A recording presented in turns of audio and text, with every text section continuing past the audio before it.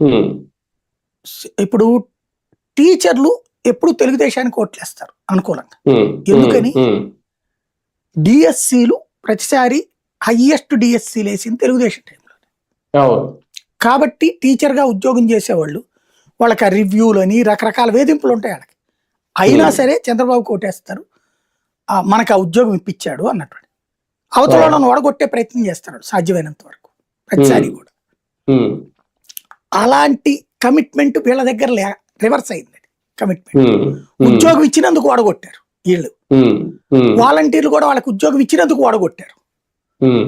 5,000 ఇచ్చారు, 10,000 ఇస్తున్నారు కదా అనేసి. అంటే అన్నం పెట్టినటువంటి చేతికే కన్నమైంది అక్కడ.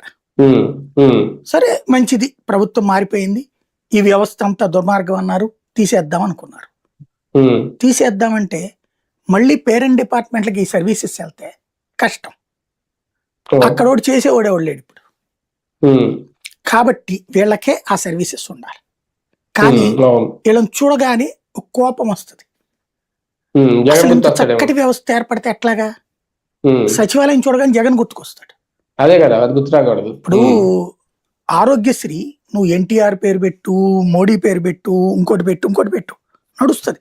ఇప్పుడు ఆయుష్మాన్ భారత్ అంటే మోడీదే కదా, కానీ బేస్ గుర్తుకొస్తుంది మనకి, అంతే కదా. ఆ గుర్తుకొచ్చేటప్పటికి ఆ గుర్తు పోవాలన్న ప్రయత్నం వీళ్ళది. అందుకని సచివాలయ